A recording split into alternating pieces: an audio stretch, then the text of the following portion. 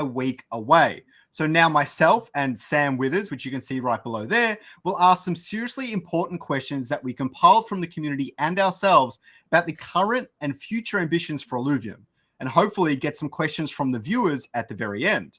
Now, to kick this off, Kieran Warwick, sell me Illuvium in under 60 seconds. Sure. So Illuvium is not just a game, it's a universe, and it's made up of 3 different games in 3 different genres.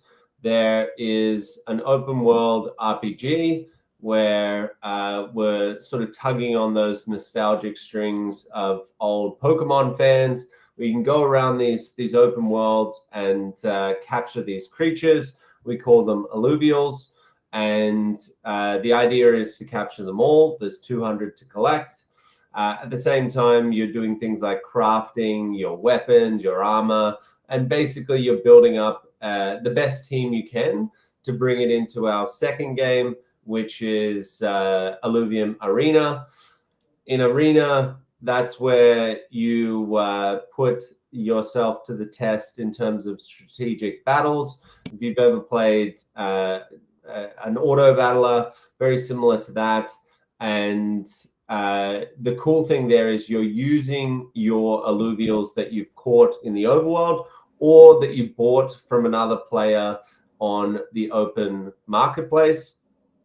The third game is Illuvium Zero, which kind of sits above and is what powers the entire ecosystem's economy. So players in that game will build up their city complex, they'll generate fuel. That fuel is required for every game in the ecosystem. And the really, really cool thing is it's an ever-expanding universe. So every single game that we develop over the next 5, 10, 15, 20 years will fit inside of that ecosystem. It'll utilize the same economy and it'll utilize the same assets. And yeah, it's one of the first games to ever be interconnected with so many different titles and genres and giving players real world ownership. And I've even been playing the Illuvium Zero test, and I've fallen in love with the game all over again. And I can't wait to get involved with all of the games at the same time. It's going to be awesome. Now, guys, I showed Sam a little video I've made beforehand, and he said we should kick off the stream with this video. So without further ado, let's have a look at the start of the Alluvial rap. I want to be the best in Illuvium's quest to conquer them all, yeah, that's my test. Right from me, your cara, blue lura, card deluxe, with the wrist for a million, really, character, lura, nice mind. Catch them, train them, battle them all, Illuvium. I'll explore the lands of far and wide, release from my hand, the power that's inside. Ace, queens, clink, for 9, 7, cinch, wait. If you guys like that, I will be releasing that as soon as I possibly can. But Sam, take it away. What's our first question? That's a hit of a video. Just to give the viewers a bit of perspective here, we have got everything structured, so we'll stick with certain categories. So first up, we were going to talk about bots. I know it's a very popular topic in the Discord, but we know we can't remove all the bots. That's impossible. We have seen some scripts going around on, I think it's WeChat, on some Chinese groups or something like that online. So I think some people in the community just were concerned about how Illuvium is tackling the bots. So what is the best way to go about preventing all these bots? Because there's real money involved and everything else. Well, it's a little bit of a tricky one because I can't speak too much about what we're doing to combat the bots, because then it becomes easier for them to be able to get around the different strategies that we have to make sure that they're excluded from the ecosystem.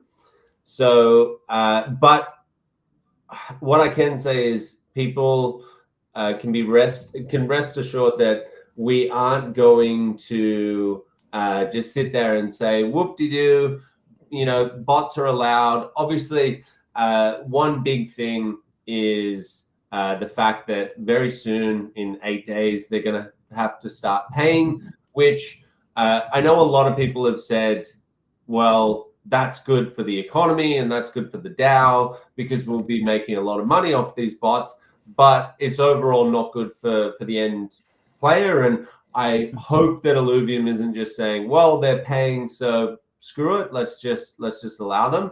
And that isn't the case. So more recently, in the last few days, we have been working with one of our infrastructure partners to turn off any player that's using flagged data farms, where basically we know that if you are using these services, there's a very, very high chance that you are a bot.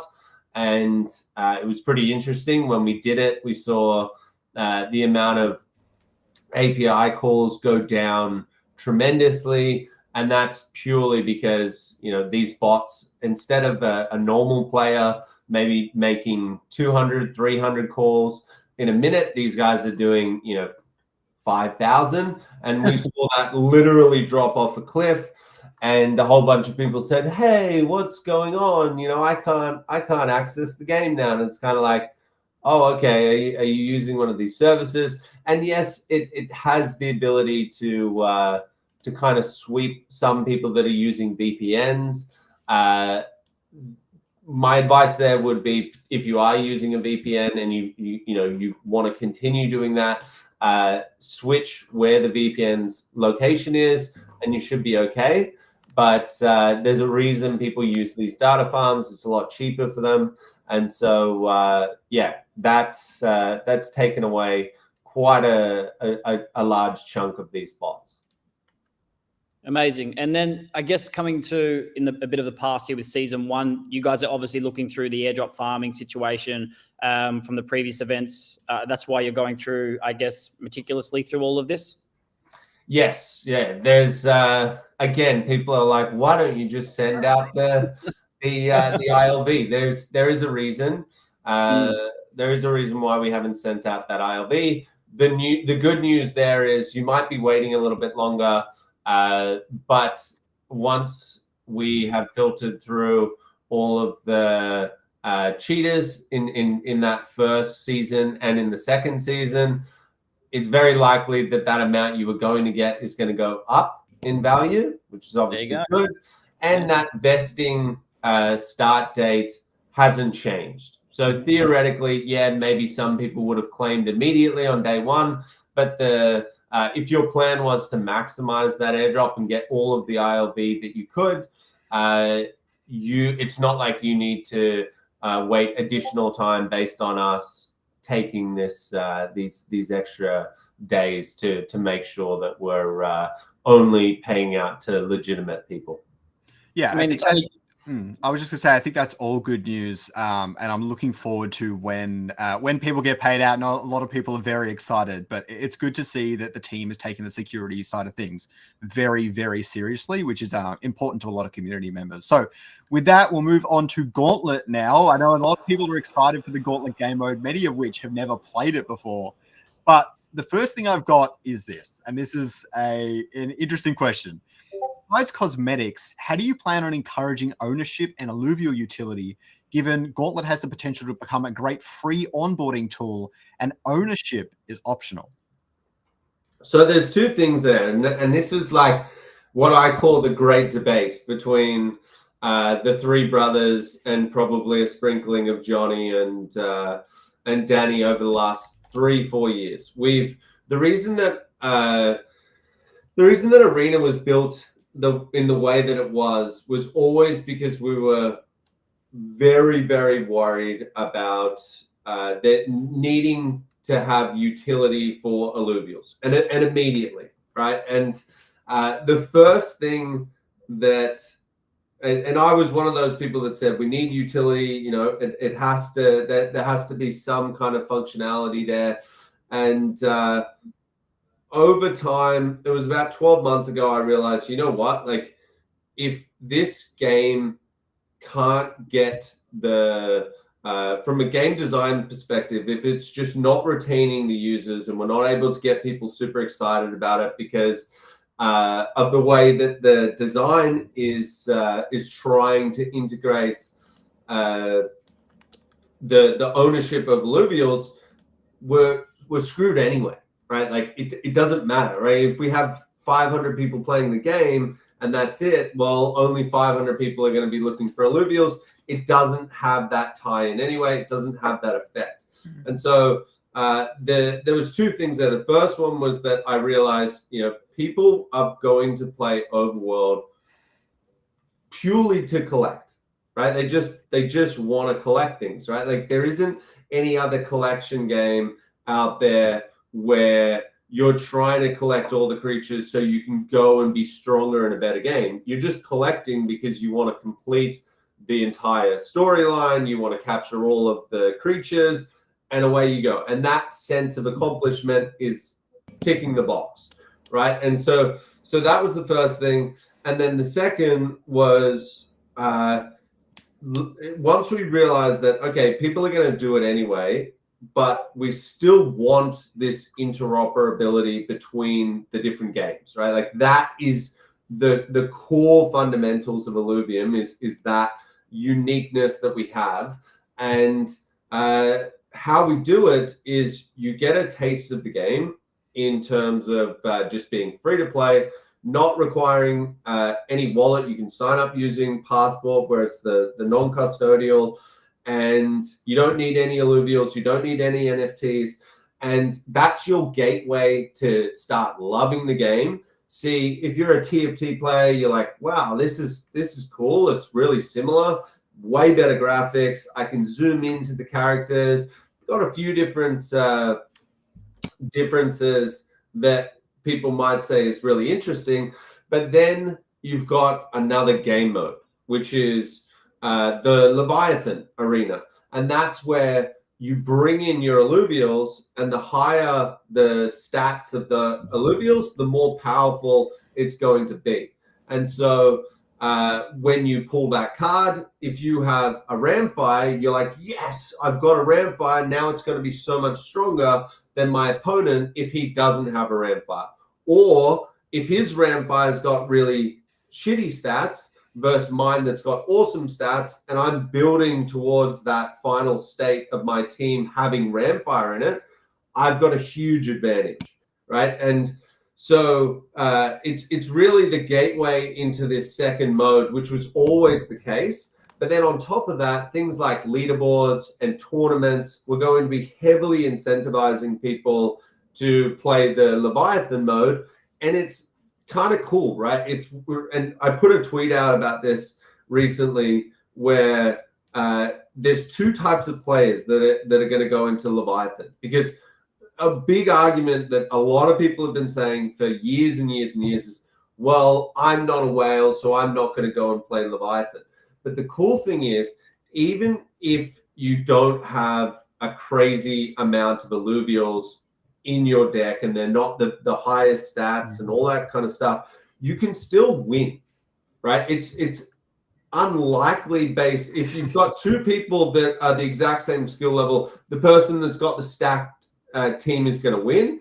But if you've got someone that's been training really hard and got quite skillful in the game, and you're coming up against a whale who's super cocky and is like, I'm going to smash you, and I've got all of these alluvials, it's not guaranteeing that you're going to win. So that challenge of being like, well, I'm going to go into Gauntlet and I don't have this huge deck, it also makes it really exciting, because if you beat someone, it's like, sucked it. You're emoting on them. You're like, I didn't even have a team and I beat you. So it creates this competitive nature that I think is going to be a lot more people are going to play it than you think, just purely because both are there. And I know for me, I will probably end up playing both of them the same amount of time. I think it's going to be exciting to watch, to be honest with you. I guess on July 25th, if people don't know the launch date, that's when it all unfolds. But just circling back to the leaderboards, as it's an important thing for a lot of the players, is there a certain amount of reward you guys have planned? Are you distributing different leaderboards with the ILV token? How do you see all the leaderboards play out? We want to see what things look like at launch before we start the arena leaderboards again, before we start weighting, versus the standard mode versus the Leviathan mode. And once we get a sense of what revenues are like and what retention is like and what players are playing which version, that's when we'll start looking at incentivizing people. But the goal there will be that we want to incentivize people enough to say, I want to go and play Leviathan, because playing Leviathan means that you're going to sit there and you're about to win a battle, and maybe someone gets like an Archelon or whatever, and they actually hold that card. You're going to be like, God damn, like how did he pull that? And you're going to be thinking, well, I got mine, but I don't hold that Alluvial. We want you to go back to the marketplace. We want you to go back into Overworld and think, you know what? Like, if I'm going to play Leviathan, I can't go in there with this potential chance of not having of drawing an Alluvial that I don't own, because then I'm going to get wrecked. You kind of it forces you to go, well, I'll get that one, and then you're like, well, I'm building for a different team here. There's like it's so much different than Ascendant, where everyone's like, okay, this is the strongest comp, so I'm going to build to that. They do it pre-game, they do it in the team builder, and everyone's playing the same thing. That doesn't exist anymore. It's so dynamic. It's so fast paced. You don't have a choice. So unless you're really, really skillful, someone like me is going to go back and be like, well, I just can't risk it. I'm just going to get all 200 Alluvials and that's it. And so that's why I'm really not worried about, are people going to think that there's no utility for the Alluvials? I think you'll see very quickly that there is. Yeah, and I think another really good question came up in the chat because people really want to know the specifics of it. Is Fizzo asked, will leaderboard rewards just be airdrop points for the first 5 months, or will you be handing out ILV like we have in the past? I think we'll do a combination of both. Okay, sounds good. So after that, we've only got one Illuvium Beyond question for you today. When Wave 3? So Wave 3 was fully wrapped up about 3 weeks ago. I think Roger's team completed that last Alluvial. It's actually, this may be a leak, but it was actually Apon. It was Aaron's Alluvial. And so it can go out at any time. So at this stage, from my chats with the council, we've always been looking at around about September. It gives us, we don't want to muddy the waters with launch. And we also don't want to wait too long, where I'm a avid Beyond player. And for me, I'm like, why did we wait at all? Like, just give me the goddamn packs. I want more. I want more. And so we're trying to balance that out. And we think that around about mid to late September makes sense. Perfect. I guess all the Illuvium Beyond players, there you go. You've got some rough dates in there as well. We're going to skip to Illuvium Zero. Including upper management, how many people are currently working on Illuvium Zero? We've seen the new updates. I like them. There's been mixed feelings here and there with bugs, but that's bound to happen. But speaking of, how many people from Illuvium actually work on Illuvium Zero, resources-wise? Are we excluding artists? Because that kind of like there's I wouldn't. Yeah, that's too complicated at that point because it touches a lot of hands. But I guess resources-wise, minus your artistry and everything else. There's 6 in total. There's 1 product manager. There's 1 product owner. That was Johnny. He's now left. So we've replaced that product owner, and we're going to announce that pretty soon. I'm really G'd up about who we've chosen to be the product owner. He's been working at Illuvium for, I think, 3 years plus now. And he just came out of the woodwork, and it's kind of surprising, but also not, because he's always been like, why aren't we doing this? And why can't we do this better? But it very doesn't want to get too involved if there's other product owners. And now that there's no product owner, he's like, can we just do this? Let's just introduce this feature. Let's make this better. The economy needs to be fixed here. And so I'm really excited about announcing that. But yeah, it's about 8 in total, I would say, including product owners. Yeah, and I noticed so many upgrades and changes that came with Illuvium Zero, especially the art. It looks better than it ever has before. So on from that, how are mega cities coming along? Are you still on track for the timeline of 8 to 12 weeks post-launch? Yeah, I don't think there's going to be an issue with that. Just being completely honest, there's been a lot. We're very focused, or that team is very focused on bug fixing at the moment. That's the main thing. We want it to be really polished once we get to release. We're pretty much done in terms of that now, but it's obviously an ongoing thing. Then once we release, there is going to be a small break that team is having because they've been going super hard, like all the teams. Once they get back from break, they will start working on mega cities. The good thing is the feature set has been completely scoped out. We've got all the requirements. They know exactly what they need to build. And we definitely should hit the 8 to 12 weeks. Plus, we just added a couple of extra developers into that team. Amazing. Now, you're a large land holder yourself. I think you own something like 200 land plots, give or take. Yeah. Have you, the economy team, worked out? You're at the point where we're obviously nearly at launch, but what each tier, how much fuel is generating? Have you got a rough idea, or is this sort of what you're going to be working out over the next 7 days once you get all the data and feedback? So what I've always told the economy team and the Illuvium Zero team is I think a 2-year payback period makes sense. Now, obviously, that can fluctuate. The price of fuel has a top rail, but it doesn't have a bottom rail. So now, based on all of the projections and modeling that those teams have done, they have gotten it as close to 2 years as possible. And that's 2 years based on the average land price purchase. So there are a few stupid people like me. I think at one point I bought a land plot at as soon as it dropped, just because I had been up for like 24 hours or something. And I bought 2 plots at like 20 ETH, which is like 80 grand. That's obviously not the average price of a tier 4 plot. So whatever that average is across those tiers, we figure that out, and then we're going for that 2-year payback period.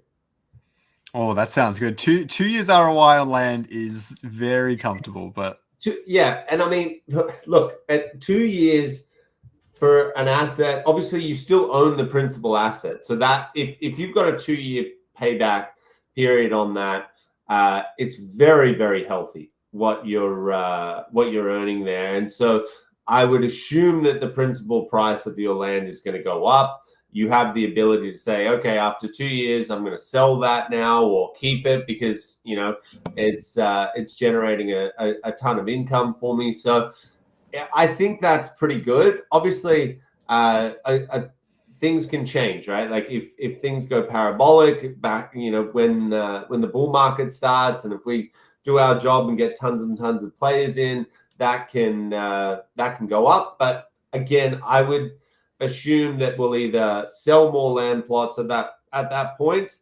or introduce some kind of other mechanic. But yeah, I think 2 years is fair.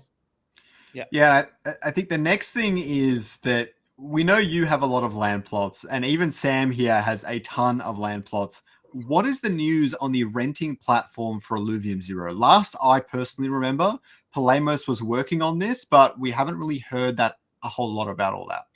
Yeah, so we have a weekly chat with them.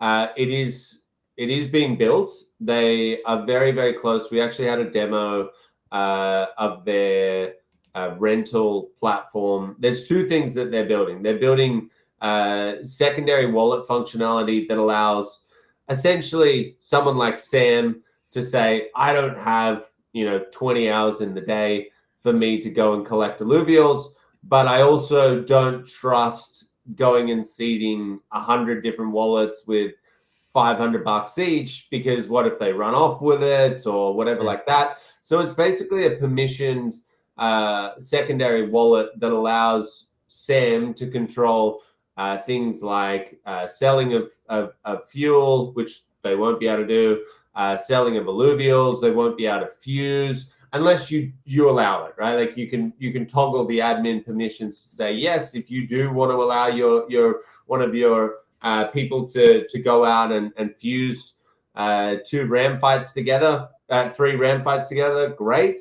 But it's completely up to you. So that's the first functionality. That is going to take a little bit longer to build, but in terms of the rental stuff, it's we got a demo. It's pretty much there. So I don't know if it's going to be ready exactly on launch, but at the same time, I don't think that's going to be too big of an issue. Just purely because Leviathan isn't going to be out for Gauntlet on launch. So those people that I was talking about, potentially, let's say we have a tournament and you can't afford to go and have all 200 alluvials, their system makes it really, really easy for you to go and rent out the 30 or 40 alluvials that you're missing. You only pay a small amount compared to what they're actually valued at on the market. You then go win your tournament, come back, give the alluvials back to their rightful owner. They're happy because they were doing nothing with them. You're happy because you just won the tournament. Yeah, amazing. I mean, that's good news for me personally. I assume other landholders would be stoked about having that feature if they have multiple lands. I'm going to sort of split the, I would say, community or people watching this. There was a question that come up. What would your thoughts be changing the land split from 5% of all RevDivs to 10%? Is this an idea? Is it something you're just like, no way? Because obviously that other 5% has to come from RevDivs. What are your thoughts on changing anything like this in the future? This is actually the first time that, crazy things have been proposed in that landholders chat. I wouldn't be surprised if I read 50% at one stage, but let's just say this is the first time officially that I've been asked this question. So, I go with what the people want, right? Like I'm a big holder in Illuvium across pretty much every single asset that exists, including the token. I vote just like you guys do. And I would leave that up to the community. If they want to increase it to 10%, great. If they don't, I'm also okay with that. Okay. Sounds good. Very political. So with that, we'll move on to missions and the mission dashboard. We don't have too many questions here, but the first one is that we assume that, like with preseason 2, we will have daily, weekly, monthly missions and stuff as we move into mainnet season 1. But there are so many missions on the board right now, and the community has expressed some concern that it might be a bit overwhelming. Currently, there are, I think someone said over 1,000. I don't think there are that many, but there are a lot of missions on the mission dashboard. Will missions come out on a daily, weekly, monthly basis? Will new milestones be added, or was any of this for testing purposes, or will it look the same as it does now on the mainnet? Yeah, so a lot of these missions are generative. So a lot of it came down to testing. We are going to get a little bit more involved with like manually crafting these missions once we get to mainnet.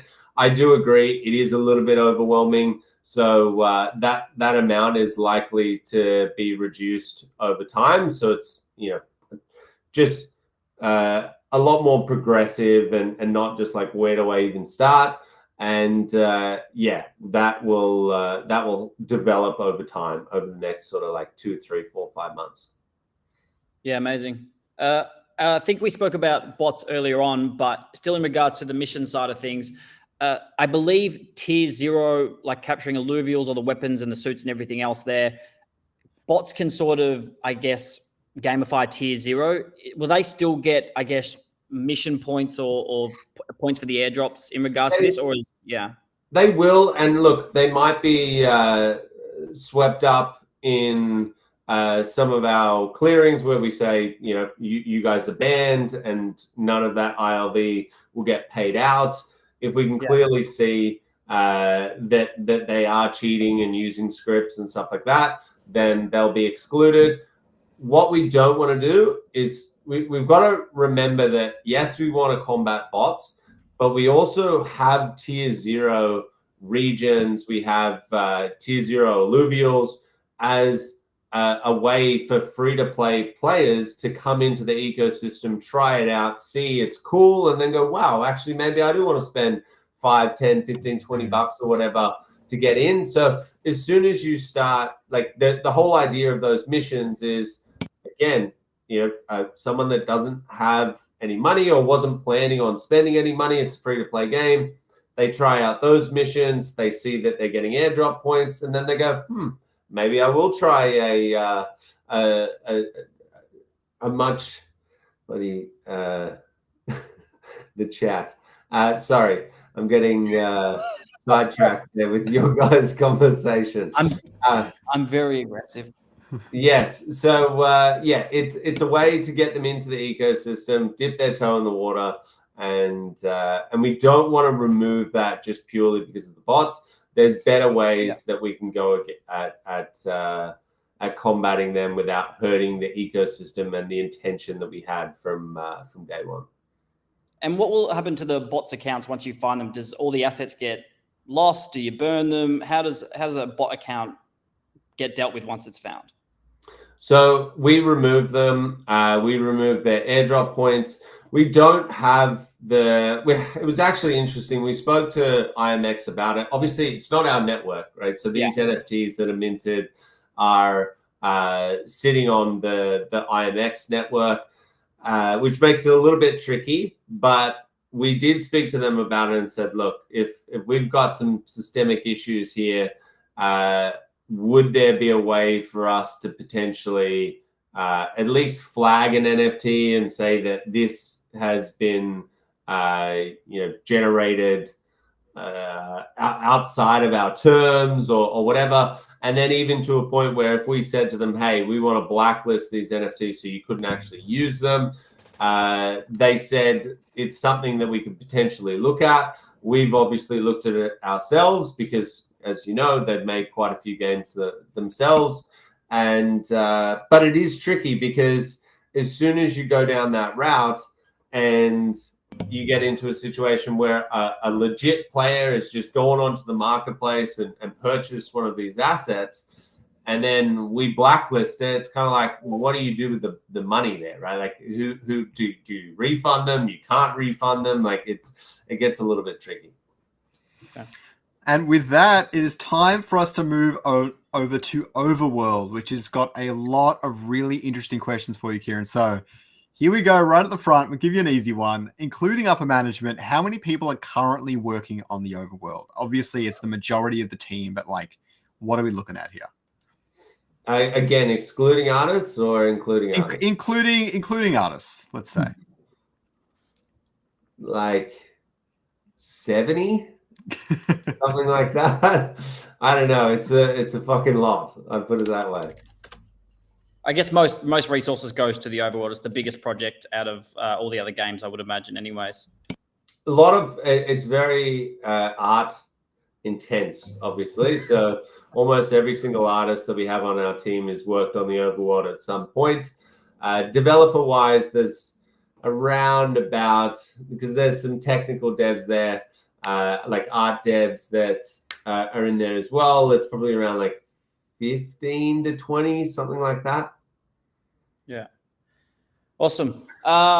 With Overworld, what happens if a failed transaction goes through the forge or something like that? I saw a couple of things in Discord recently. Is there something put in place? Obviously, best case scenario, there's no failed transactions, but as a blockchain works, is it something you guys then manually have to go through? Will there be some sort of support ticket or something like that? Yeah, so we'll ask you to create a support ticket. Our team will go through, check out what's gone wrong, and then we'll work with that person individually to work out the transaction. If it's an ongoing thing, then we have to look a little bit deeper and try and fix the root of the cause. But yeah, it will be on a case-by-case basis. It shouldn't be too many transactions. Like, most people are playing the Overworld now on testnet, which is nowhere near as built up as their main net, and so I don't think that there's going to be too many issues there, and we should just be able to handle it from customer support. Yeah, absolutely. So the other thing is, what are the plans to populate the world with more life? Currently, it's a beautiful game with beautiful environments, obviously, but it still feels quite lifeless. We still see this in the community all the time. And no matter how many times I tell them NPCs are coming, I think they want to hear it straight from you. So will there be more NPCs, interaction? What do you and the team have planned? Well, I'm playing a game where the NPCs are in Sanctum Mesa. So Ooh, interesting. Give us more details. How many are they? Do they do a lot of stuff? Do you battle against them? How interactive are they really? So I agree with you. There needs to be. I don't think it's not so much empty anymore. It's more purpose, right? Like it's more. There needs to be more story-driven purpose. So that is going to take place through interactions with NPCs, and there's two types. There can just be the standard conversation where you go up to an NPC and it says, "Hey, you know, what are you doing to help rebuild the ship? Get back to work, Ranger." Something basic like that. And then there's others where you actually battle the NPC. It tells you a little bit more about the lore and gives you a little, tidbits about the storyline. Then if you beat it, if you go out and finish the mission, you'll come back and now he'll say, "Hey, don't get too big for your boots and battle me." And then you go and battle the NPC, and maybe you win, and it goes, "Hey, here's a sword to help you on your travels," and then as well, giving you a little bit more about the storyline as well. And those will get progressively harder and harder as you go out through and unlock regions throughout the world.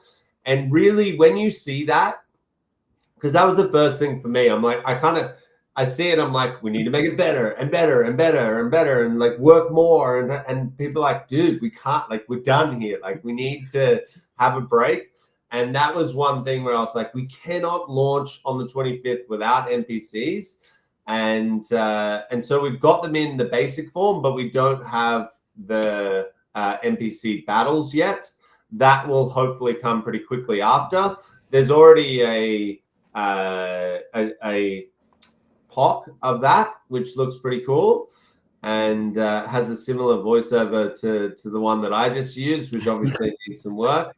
But yeah, look, this is not a situation where we're like, oh, what? RPGs need storyline to be told through NPCs and like strategic battles with these people, where that, like, we've played games all our lives. We know it's very, very, very intense when you're building so many things at once. The cool thing is, once we go live and everyone has a break and comes back, that Overworld team is going to be thinking, what features can we introduce to make the game much better than it already is? And then things like multiplayer and whatever will slowly be worked on. There you go. You've heard it from the horse's mouth. So you guys can stop asking in Discord about NPCs. Everything seems to be coming. It's just a matter of time and resources on what goes first and what's more important. But people are wondering, especially the players that did the testing, is they've noticed that tier 5, stage 3 alluvials have become incredibly rare. Obviously, this is a balancing thing through our test phase. Some of the players are feeling like it's less engaging. Is this intended? Is this just sort of you guys balancing, playing with the rarity of everything? Or how do you see stage 3 play out? Because there's a bit of controversial, like I've personally tried to guess what the cost is per fuel, all speculation. And then people are like, I can't afford this. That's too expensive, blah, blah, blah. But yeah, I guess you guys have a rough idea and you've got the data. You guys know more than anyone. What does stage 3 look like to you? Is it a one-off sort of run, or is it going to be sort of intertwined with everything?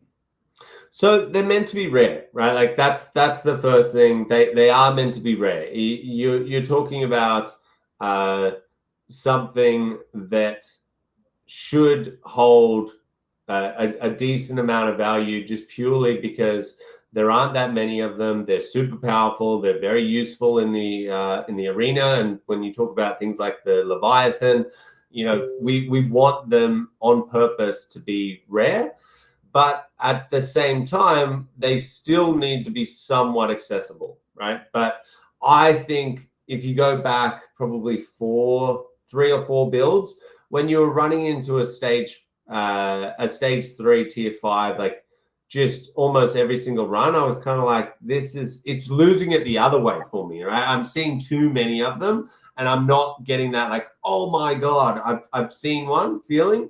But it's all, regardless of all that, it's those adjustments are tied back to how much we think or we believe is realistic for someone to spend in order to capture all the alluvials. Like what we call it is the catch 'em all, and that's the end state that the average user should have to pay to capture all of them in non-hollow, then all of them in hollow, then all of them in dark hollow.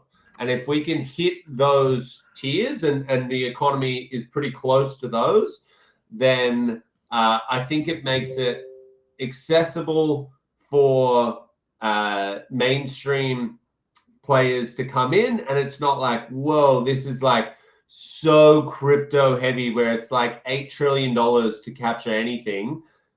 That's like a big turnoff. But at the same time, we need to understand that this is a game that has a real world economy attached to it.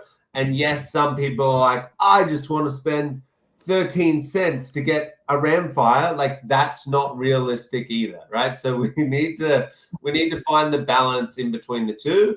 And yeah, I'm not going to go out and tell you what those numbers are, but from my perspective, I think they're pretty good. Like we're back when fuel was like $500 to do a run and stuff, and like we were testing things and talking about that, which was a real thing, right? Like that, I think was just like, we're going to extract as much value as we can from these crypto people. There's probably 10,000 of them out there. Let's just milk them dry.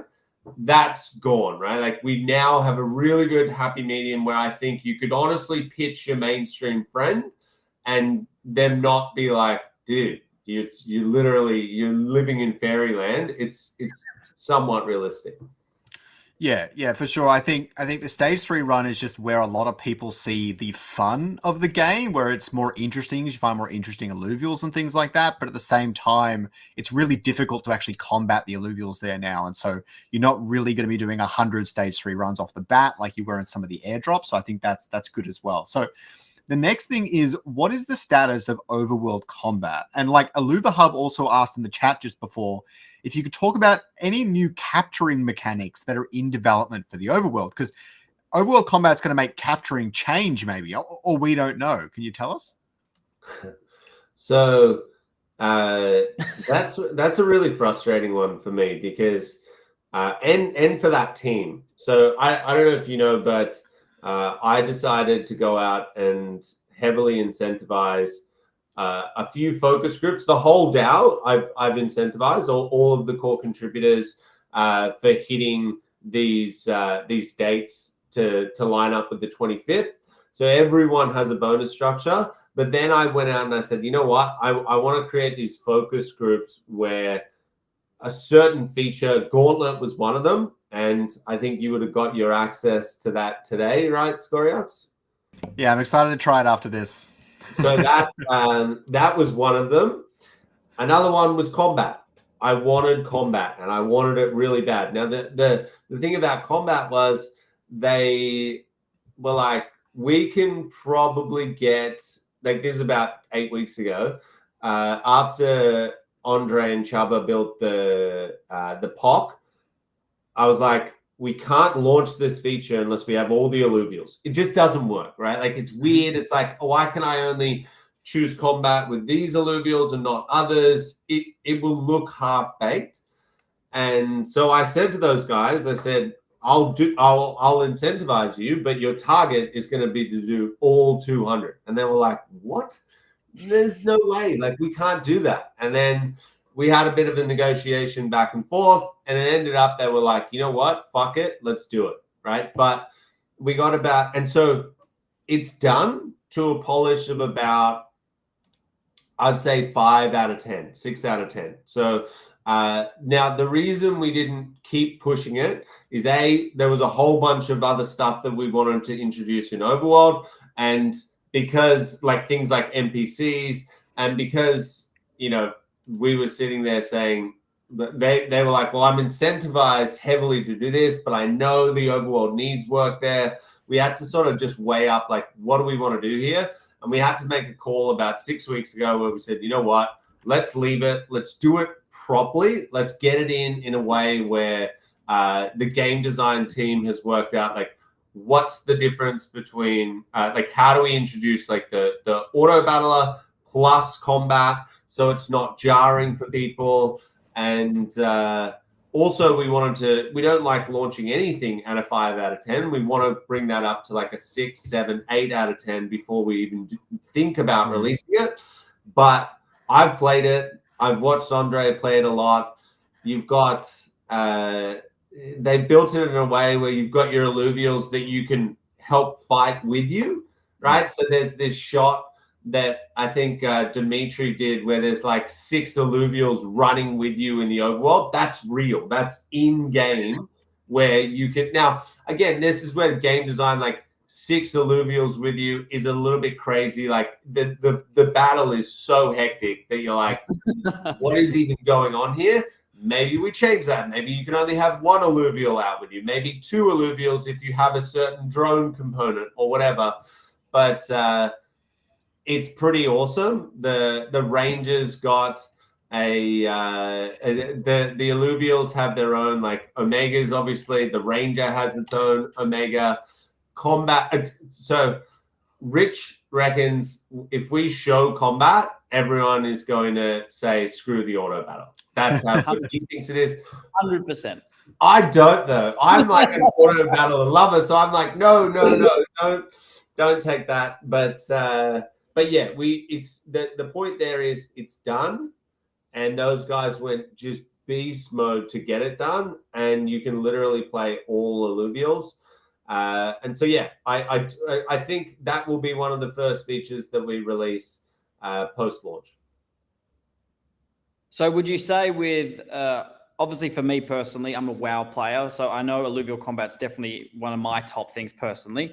But how would you say, as a fantasy world of importance, you've got multiplayer, raids, and I guess Alluvial battling? How would you position that? Is that all something you want to get out in the next sort of 6 to 12 months, or is it going to take a little bit longer than that? I want to get everything out in 2 weeks. Yesterday, right? That's my philosophy. But realistically, if we could get multiplayer, I mean, combat is going to be pretty quick. Like if we can work out the game design rules and how it's going to work in terms of that, then combat will be very quick.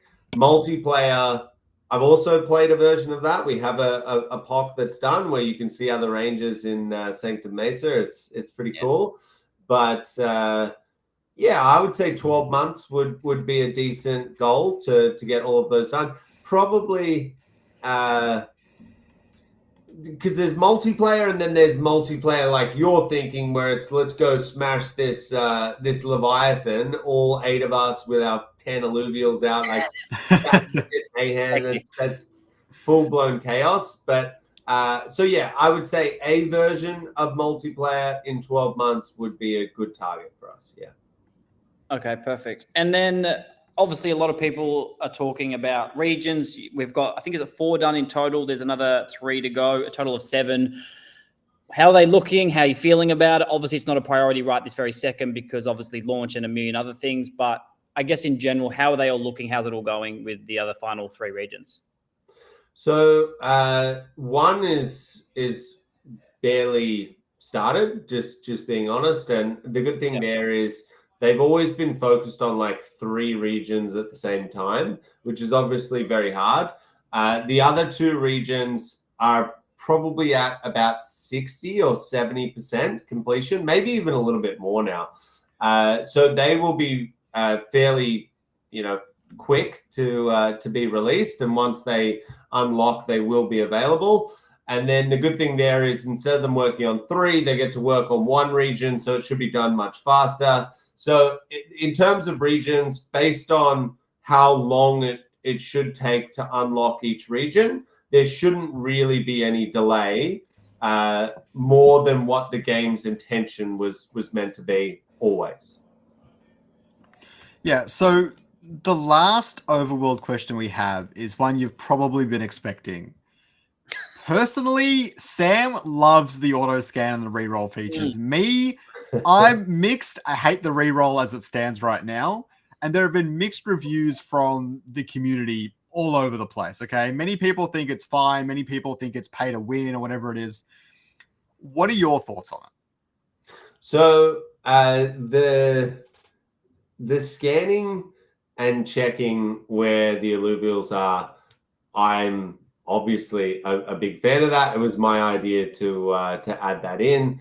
And what I would say there is, like, obviously some people are going to say, but I don't have enough money to go and do that. And here's why that doesn't actually matter.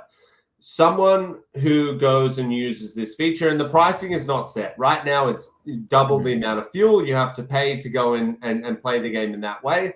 But it may, I think we ended up saying it'll be triple in the last economy meeting. And it was kind of funny because they slipped the reroll feature through on me, and I didn't actually know about that. And it was like, oh, you knew? And I was like, no, I didn't. Like, I absolutely didn't. So it was a funny economy meeting that we had this week. So I'll go into that. But why I think the auto scan isn't that bad is if it's 3 times more, right? And I use the auto scan feature to go and collect my alluvials, my sunk cost is 3 times higher than what another player is that has more time. So either that means that I can sell my alluvials cheaper, which means they're likely to sell quicker because I don't have the same cost as someone like Sam, or it means I can take that premium and say, well, Sam's going to sell a Ramfire on the market for 4,500, whereas I could sell it on the market for 1,500. Now I'm not going to sell it for 1,500. I'm also going to sell it for 4,500. But instead of you making a small amount of money, they are going to be making a huge amount of money, 3 times the amount that you're going to make. So it actually helps the economy. And the situation that I don't want is there are whales right now that are time poor, that have a lot of money, really, really healthy for the ecosystem, for them to be able to go and play the game, right? And there'll be people out there that say, but that's what the marketplace is for. You know, they should just buy it on the marketplace like it was intended. And here's the issue with that, right? Like, I agree. That is going to be, maybe Sam goes out and uses his Love Island profits to go and ransack the the marketplace. Sorry, Sam, I had to slip that in there.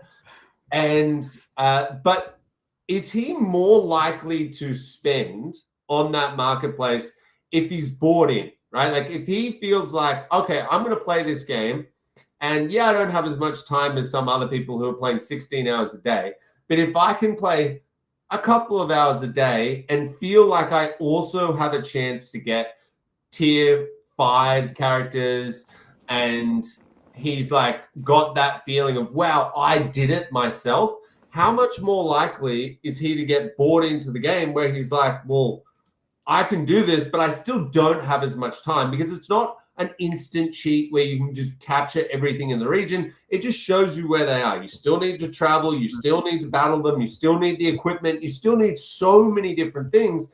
If he's going to that length to play the game, he's invested, right? You've got him at enough of a time investment that he's like, well, now that I'm here, I still don't have the time to get my Ramfires and stuff like that, but I'm loving the game. Instead of me spending $5,000, I'm going to go and spend $50,000 because I love this game and this IP, right? If we don't have that accessibility for players like that, I fear that, yeah, you might get some people that are just like, well, Illuvium's a popular game, so I'm going to go and buy all of the assets in the hope that they go up in value at some stage. But that's not going to be anywhere near as many people if you can also get them playing the game and addicted themselves. I think that grows exponentially. Yeah, I mean, personally, I'll be spending a lot of money in the game, not expecting to make money back. But I would say I'm not a whale, but I would be spending a fair bit of money. And the thing with those features is it makes my experience a million times better. If I've only got an hour or two on my computer, I do the auto region. It saves me so much time. I have fun for 2 hours. I can go away, go to the pub, do whatever else. So personally, if you times me by, thousands of other people who are super busy and just want to have fun, all you're taking away, it's a time mechanic. So I love the feature personally, hence why I was all for it. And now the very last Overworld question is I want to pitch a feature from a whale's perspective, I guess, is I noticed when doing stage 3 runs that I would see still a lot of mining, still a lot of plants everywhere, but my energy's up. And I was like, I just wish I could save me going in and out. I just want to get more minings done. I want to do more plants. Would there be potentially an option to buy more energy while I'm in the region, save me going out than back in? Because I'll spend more money, I'll spend more fuel. And this is coming from me personally, but I'm assuming there'll be others out there going, I'm just on a mining run. I just want to keep doing my mining. Is that maybe an idea, or is it something that would clash with the economics of it? Possibly. It would need to fit into the economy. We would need to look at it. Like the way that it's set up right now is on a per run basis.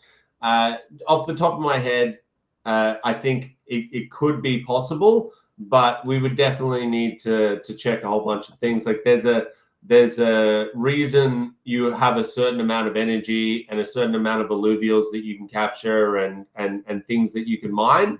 So yeah, it's definitely possible in the future. And any of those features that help time poor people that have very large pockets, I think we should be looking to introduce features like that as much as possible, because it's very, very healthy for the economy. Yeah. At the end of the day, Illuvium is a business, and I think once RevDiv start, people might see some sort of benefit there anyways. So marketing, I'm just going to sum the marketing into one big question, as we are sort of running over time now, and we still have a couple of more questions. But if I sum marketing up as one question, what's the marketing plan for the first 1 to 3 months? Daily active users, do you have certain numbers you want to hit between now and the end of the year? Anything in marketing perspective that the community can see what you guys are doing behind the scenes? Obviously, we don't see everything that TSG is doing, even though it's not much. But I feel like people always keep saying marketing this, marketing that. I personally don't like the idea of Google ads or Facebook ads. I like the idea of going after TFT streamers or something like that. But if you could ease the mind of the community of what is going on behind closed doors in a marketing perspective, or are you holding off another 3-6 months until you sort of refine the bugs or something like that? So up until this point, a lot of people will say, like, where's the marketing, right? And first of all, when you really look at how much we've done over the last 3 years, we may not have paid for a lot of marketing, but there's a ton of stuff that we've done. There's a reason why when people think gaming in Web3 and crypto, you think Illuvium, right? We've had 20 plus articles in the larger Cointelegraph type CoinDesk publications.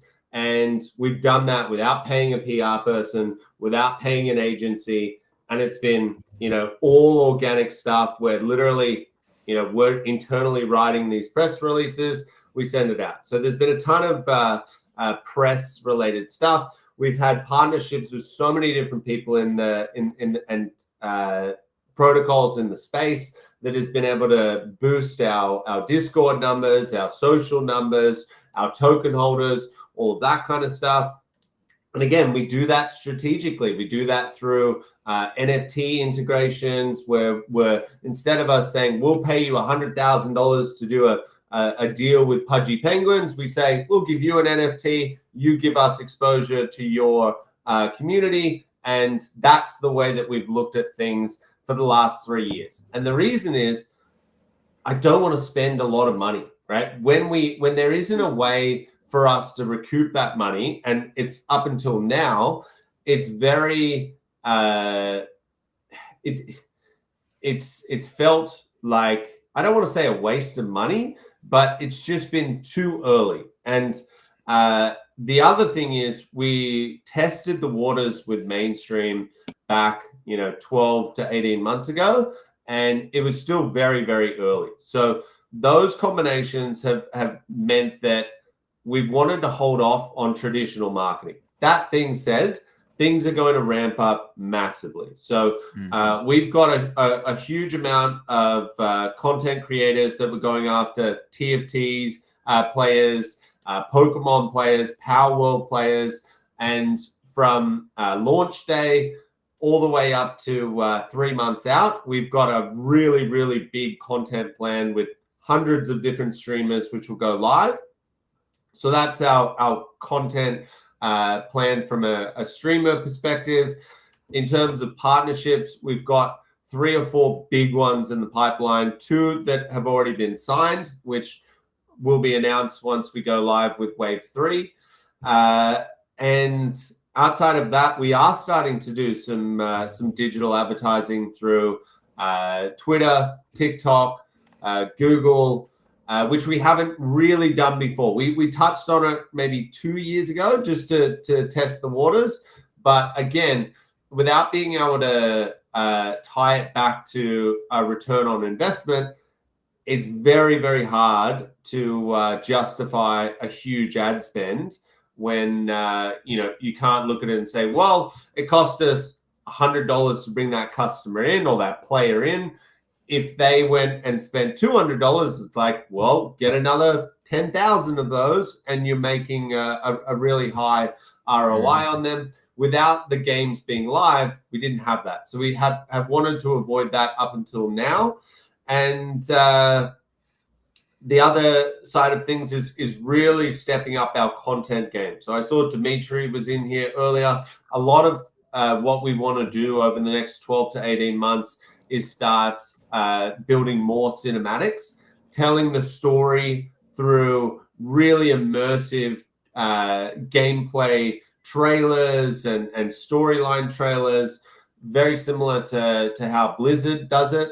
And so Dimitri will be heading up that team where we go and get a few more people to join. A lot of the talent is already in the team now, but we need a couple of extras. And their job will be to just blast out tons and tons of content on the Overworld, on Arena, Zero, and everything in between. So there's a lot planned, but that question of like, where's the marketing? It's been a tactical decision to not have your traditional marketing as you would see it in like a Web 2 business. I think your traditional marketing streams and stuff tend to err more on the side of mobile anyways. I've found that PC games in particular do go very much the creator route. And that brings us to the next question, where for the Illuvium Alliance program, now for anyone who doesn't know, it's essentially an affiliate program for Illuvium. Will there be any incentive for the players themselves to use the creator codes besides supporting their favorite creator, such as Scoriox? No. There won't be. The whole idea there is we've thought about potential referral programs where the first thing is it's a low-ish barrier to entry. Like almost any creator can do it. And we've thought about, do we go down the route of like allowing someone to invite 10 friends, and if their 10 friends come in, they get a percentage of that revenue. And it's very similar to what the creator program is. It's just saying there's no barrier to entry. Anyone can join it. The trouble with us doing that, and the reason why we didn't expand the Alliance program out to that, is there is a way to sort of game that by saying, well, I was going to spend $10,000 this year. Now I'm going to get a 3% kickback if I just sign up myself, and I'm not even a content creator. So I'm not going to bring anyone else into the system. I'm just going to get a 3% discount. Like that doesn't make fiscal sense for the DAO. So that's why we didn't do that. But I'm a big fan of these types of systems. And I think, affiliate marketing is a way to really lower your costs. It's a form of growth hacking. And I definitely can see us expanding out into more systems as we go along. There you go. It looks like marketing is definitely underway. It's just been a strategic way of holding off until you have a decent sized product, which it looks like Illuvium now has. We're going to switch gears to the token a little bit. We used to get burn reports. Forgot the gentleman's name that used to work for Illuvium. Danny? Used to do one. Yeah, Danny. Used to do once a month or so. Are they coming back at all? And also on top of that, you were looking at doing like a 5-10 year raise sometime in the future. Is this from selling tokens from the treasury? How do you see all that playing out, best case scenario, over the next year if there is that sort of bull market? Yeah. So in terms of I haven't even noticed that, to be honest. I know I make most of the announcements, but Danny sometimes comes in, and so that hasn't been like a strategic thing for us to not go and do that. I actually thought he was, so I'll chat to him after this. And there's no reason why we can't post a burn down report. A lot of it's on chain anyway, so it's just making it easier for people to digest. So that we can definitely get out soon. I've seen one, so there's no reason why we can't. And I think the council's seen one too. So that's fine. And in terms of the big raise, 100%, right? Like I don't want to be sitting here thinking, we have a ridiculously huge vision for where this needs to go. And people now have seen they're not mucking around, right? Like 3 years ago, you used to go on an AMA and people in the chat would be like, they're not going to build a game. They don't know how to build a game. This is a scam. This is bullshit. That's gone now, right? Like you can't say that. We built 3 games and we built them in essentially 3 years. That's remarkable to do that, right? And it shows people that when we say, hey, we're going to have 10 games inside of this universe, all interconnected, all utilizing the same assets seamlessly throughout, we're not fucking around, right? Like that is going to happen. Now, the only thing that can potentially stop that is Roger, 4 games. Illuvium Beyond, I think it sits outside, but yes, technically you could say 4 games. When we actually turn Illuvium Beyond into a full-blown video game, that's when I'll start saying 4 games, but I still think it's 3 plus 0.5, if you will. Anyway, the only thing stopping us from doing that is the money to go out and build it. Obviously, the team has shown we have so many people now that have been here for 3 years. They're not going anywhere. As much as it's absolutely intense how crazy hard everyone works, they love it, right? Like they're kind of sick individuals like that where they're like, yeah, punish me. I love it. And so so I don't think they're going anywhere, and we have the right teams to go out and build this ecosystem that we see 10 years into the future. And the only thing stopping that is us having the funding to do it. Now, obviously, in 8 days, if on day 1 we see revenue is huge, then that all goes out the window. But at the same time, I don't want a situation where market fluctuations mean that we're sitting here going, oh, can we build it out? Do we need to do a capital raise? Like if the bull market comes back, all things are going well, we're buying a huge amount of tokens back through our revenue distributions system for the DAO, then absolutely we want to position ourselves so no matter what, this ecosystem is going to be built, right? And I think once we can get to that state where I think we've still got like 17 million in the bank, and so there's a lot that we can build with our current funding, assuming even no revenue. But with revenue coming in, we're going to be sweet. But I want to just be like put it on the shelf. You never have to think about it again. We've got the money. We just need to build out the games. That, I think, is when people, what can you say then, right? At that point, there's not really much shade that can be thrown at us. Oh, people will always find something. But back on the note on revenue distribution, I see this question like 5 times a second in the Discord sometimes. Like, there are a lot of new people coming in that don't quite understand revenue distribution in general. We're not going to go down the full rabbit hole here, but a lot of them want to know when the first revenue distribution is going to be released. Can you explain when the vault triggers and how much it's going to release and that sort of stuff? Can you explain some of that for us? Sure. So it's not it's not automated yet, which is one thing that I've spoken to the guys. We really need to build that as soon as possible. And once we have that, that's when we can move away from the manual parameters that we put in place. I haven't looked at this in like 2 years, so I can't remember the exact parameters that the DAO set, where there's I believe it's 500 Ethereum. Yeah, 500 ETH. Yeah, that would make sense. So there's a minimum and a maximum threshold. Once it gets into that range, we do a buyback. That buyback, obviously, we're buying ILV off the market. We then distribute that ILV back to stakers in the protocol, proportionately based on how much you have staked and the length that you have that you've staked for. And so it's one of those things where I keep saying to the guys, we need to automate revenue distributions. Like we have to do this. We have to do this because right now it's kind of been put to the side a little bit.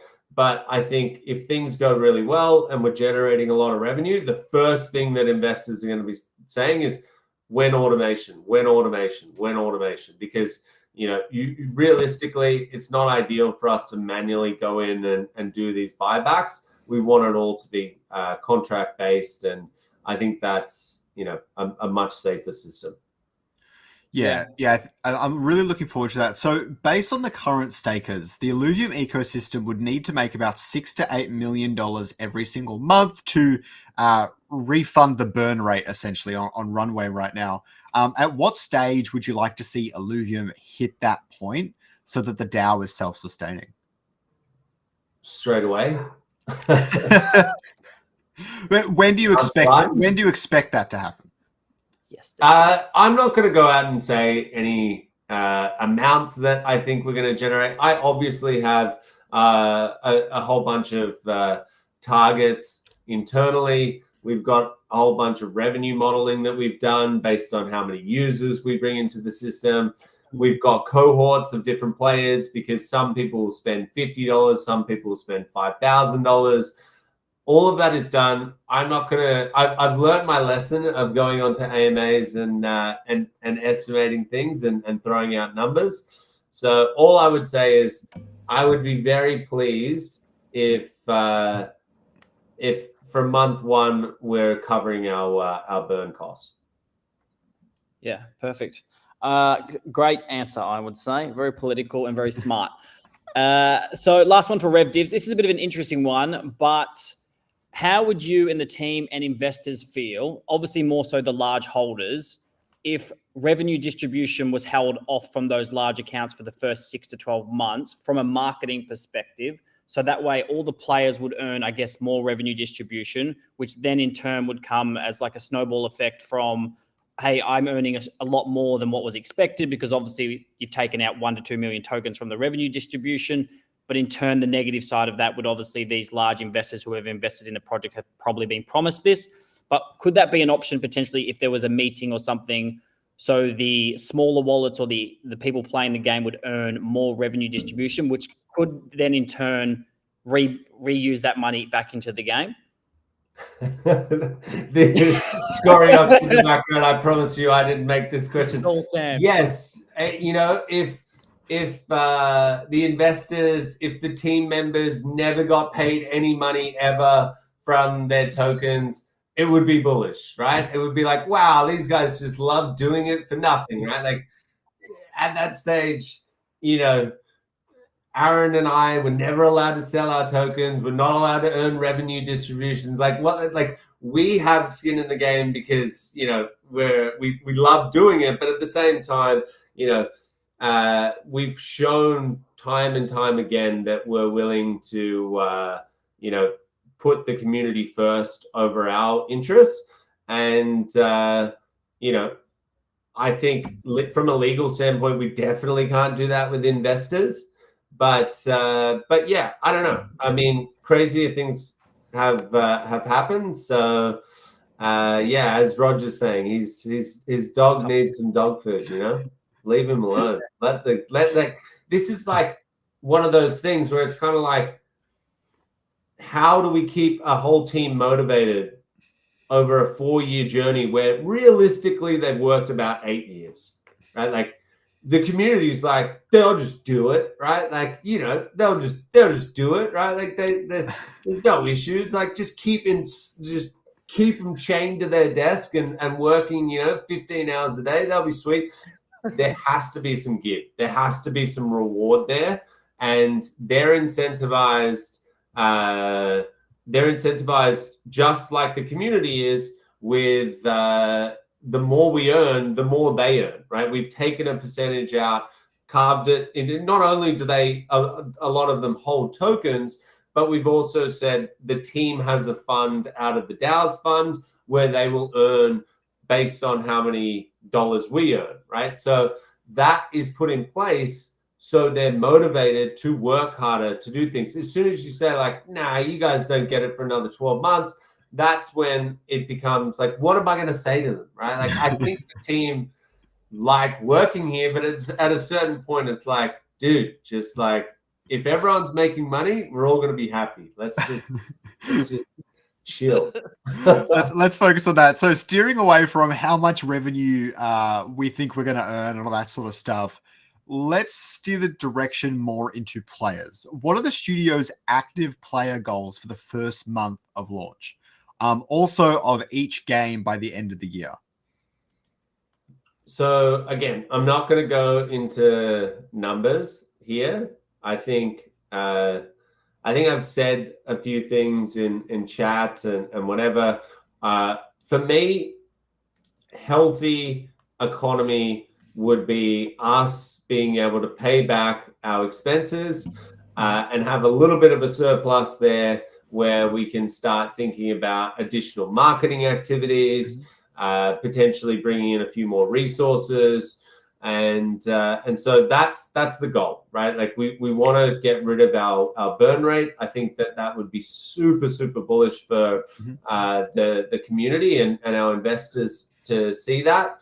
And again, there are player numbers in there, but it's so hard to model this out, right? Like until things go live, the different personas and the different investors and player bases, like it's not like a normal game where you can go out and say, okay, we think someone's going to spend $20 a month, right? And maybe a big user spends $50 a month because instead of them buying 2 skins, they buy 5, and that's your power user, right? Like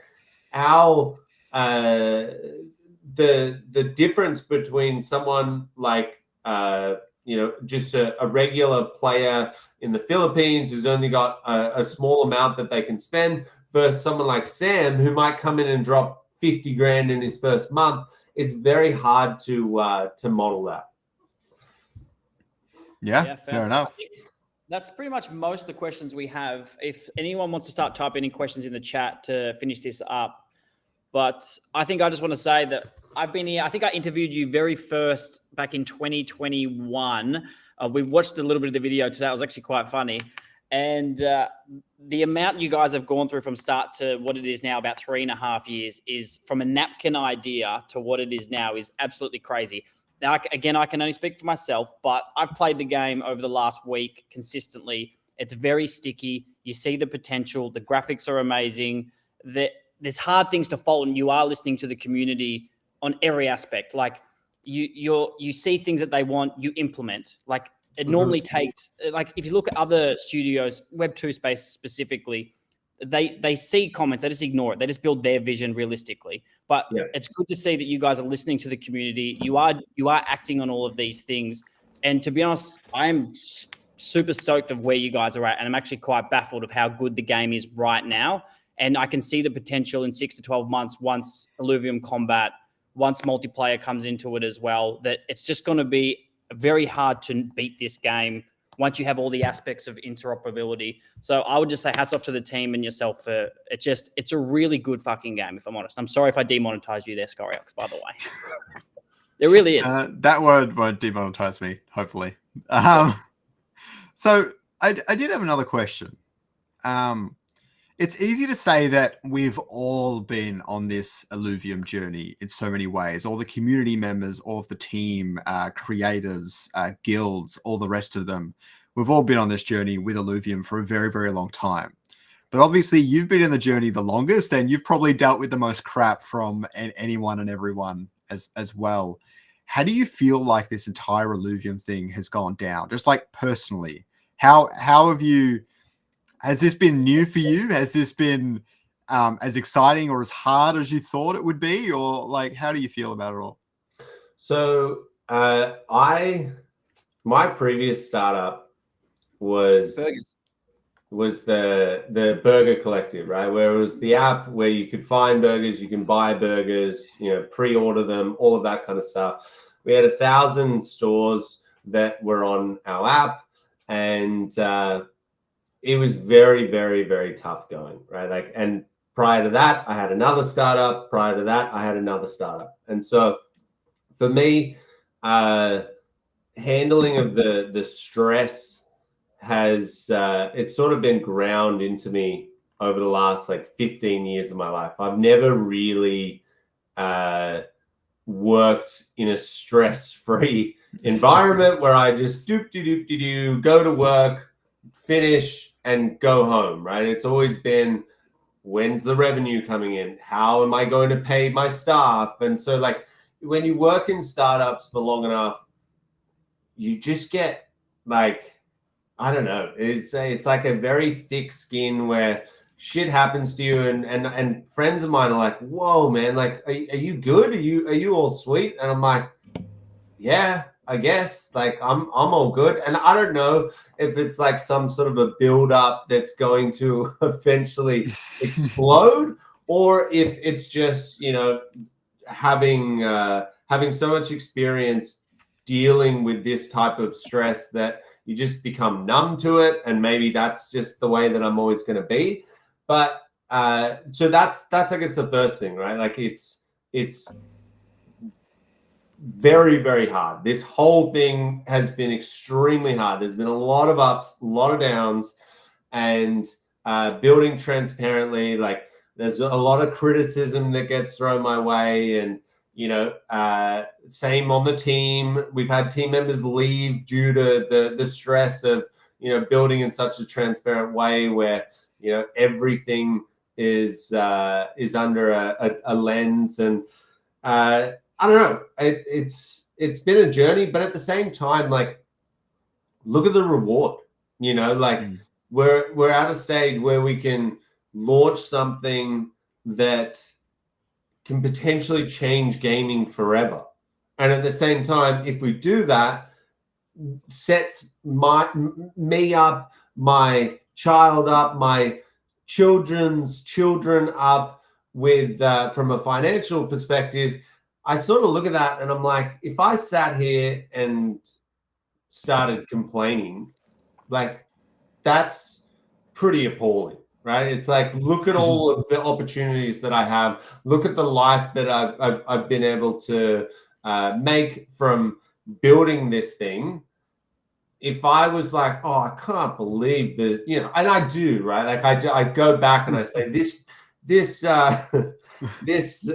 community member said this, and my wife takes the brunt of it, and I'm I'm going to go back and tell him how I feel. And I've learned over time, just hold your tongue. It doesn't matter. But at the end of the day, when you look at it, it's kind of not many people get to experience this. So if you didn't appreciate how much this has changed your life, then I don't know. I feel like you would be. It's just, I don't know. It's just not me, right? Like I do appreciate it, and with that, you're going to get people who are like, you're a dumbass. You have no idea what you're doing. We hate you. Resign. Like all of that kind of stuff. But I just look at, we've got a vision. We've worked super, super hard, and that's what we want to achieve, and try and block out the noise. Yeah, well said. I would say, to wrap this up, I think I've been in crypto for like 8 years, and the amount of trash products, 99% of the products out there, whether they're meme tokens or anything else, they don't really produce much. And you guys have a product now to show the world what you guys have done over the last 3.5 years. So I'm excited to see how the next 6 to 12 months play out. But is there any final words that you would like to say to the community, anyone watching, just to sort of sum all of everything up? And then we'll finish it there if Scoriox wants to do any final remarks as well. And thank you for staying over, like half an hour over, by the way, chat, more than you're meant to. So we appreciate that. No worries. It's actually my birthday today, so I do need to get back at some stage. I told my wife, I'm like, I'll make dinner, just chill. I've got this AMA, and I had a feeling it was going to go over, so I let her know. But Happy birthday. Happy birthday. Thank you. I appreciate that. What I would say to the community is thank you very much for staying with us on this journey. There's been a ton of learnings for me personally, and I think it's pretty clear to see that sort of development over the last 4 years. And a lot of it is thanks to community members keeping me honest and keeping me in check, I guess. And so thank you for still believing in us and the team and what we're trying to build here. It's been a crazy long journey that was meant to take probably half the amount of time that it has. And so for anyone that, was here with us in the beginning or all the way throughout, we really, really, really appreciate that. Right. And I don't just say this, we absolutely appreciate you guys. We love the community as much as there are robust discussions that happen every now and again. We would not be here if it wasn't for the community. And so I hope you're all excited for what's to come in the next week. It should be a really fun ride. And like I say to the team, this is just the beginning. As much as it feels like we've been doing this for like 50 years, this is literally just the beginning. If we can get things right, building our next 7, 8, 9, 10 games is going to really, really put this thing into perspective of what we're trying to achieve. And yeah, that goal of being one of the largest studios in the world out of all mainstream studios, that is very much still what we're trying to achieve here. So yeah, thank you for keeping on this journey with us. Yeah, it's been awesome. I'm looking forward to the next few months and the next few years, and I can't wait until we have 10 games and we're bigger than Blizzard. Everyone, have a good one. Thank you so much for joining us on today's stream. Happy birthday again, Kieran, and yeah,